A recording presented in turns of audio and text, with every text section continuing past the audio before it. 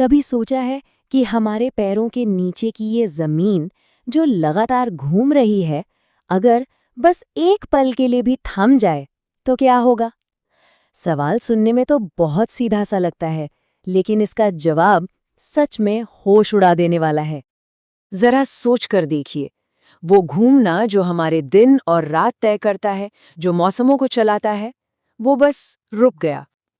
ये किसी science fiction film का सीन नहीं है, बल्कि एक ऐसी हकीकत है जिसके पीछे का विज्ञान बेहद बेहद डरावना है। सारा का सारा खेल असल में उस पहले सेकंड का है, बस उस एक पल का। और तबाही किसी मुश्किल साइंस से नहीं, बल्कि फिजिक्स के सबसे सीधे और बेरहम नियम से शुरू होगी। और वो नियम है जड़ता, यानी इनर्शिया। अब इसे आसान भाषा में समझे तो धरती की जो ठोस जमीन है वो तो रुक जाएगी, लेकिन उस पर मौजूद हर चीज, हम, आप, इमारतें, समंदर और यहाँ तक कि हवा भी, वो सब अपनी रफ्तार से आगे बढ़ते रहेंगे।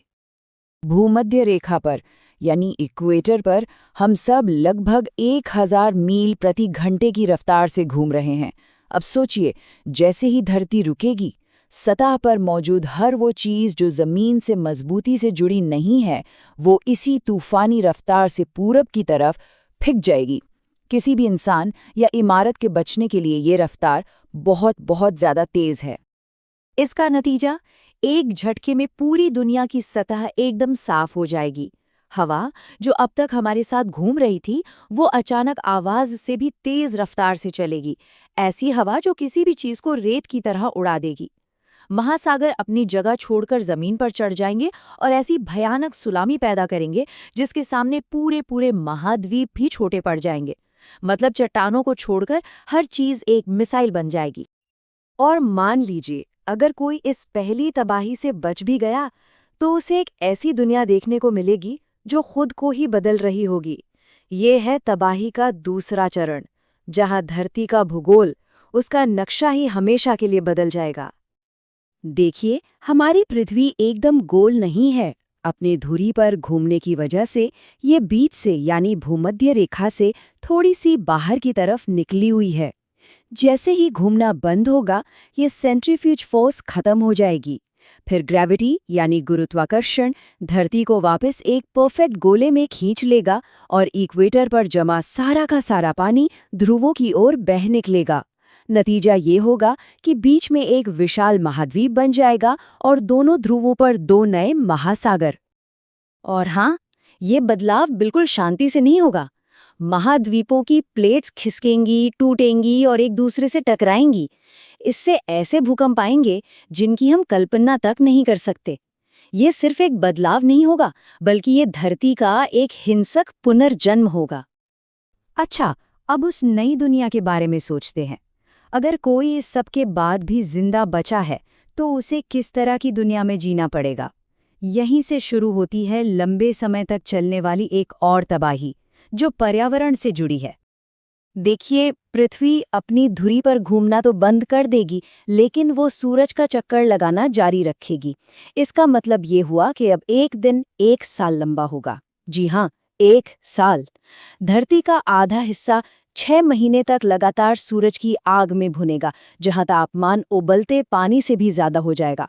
और दूसरा आधा हिस्सा, वो 6 महीने के लिए अंतरिक्ष के बर्फीले अंधेरे में जम जाएगा। एक और अदृश्य लेकिन जानलेवा खतरा भी है।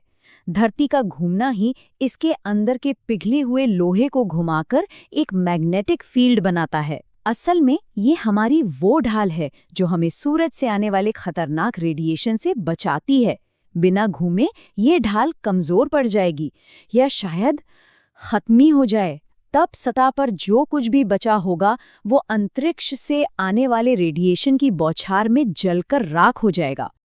तो अचानक रुकना तो एक पल में सब खत्म कर देगा, ये तो साफ है। लेकिन क्या होगा अगर धरती धीरे धीरे, मतलब करोड़ों सालों में रुके? क्या तब बचने का कोई चांस है? चलिए इस पर भी एक नजर डालते हैं। अगर ये धीरे धीरे होता है, तो हम उस भयानक शुरुआती झटके से तो बच जाएंगे। कोई सुपरसोनिक हवाएं नहीं चलेंगी, कोई विशाल सुनामी नहीं आएगी। लेकिन अंजाम वही होगा। हवा और पानी का बहाव जो धरती के घूमने से चलता है वो रुक जाएगा। मौसम खत्म हो जाएंगे।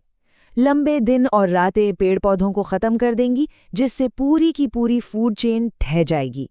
समंदर फिर भी ध्रुवों की ओर ही जाएंगे। अंत में नतीजा वही है, एक बेजान दुनिया। ये सारी बातें इस एक चीज पर आकर टिकती हैं। हम धरती के घूमने को कभी महसूस नहीं करते, पर असल में यही वो इंजन है जो हमारे मौसम, हमारे महासागर और हमारी जिंदगी हर चीज को चला रहा है। ये वो अदृश्य शक्ति है जिसके बिना जीवन शायद संभव ही नहीं है। और ये हमें एक बहुत गहरे सवाल के साथ छोड़ जाता है।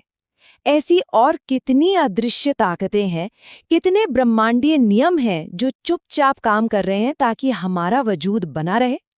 शायद हमारा होना किसी चमत्कार से कम नहीं, जो एक बेहद नाजुक संतुलन पर टिका हुआ है।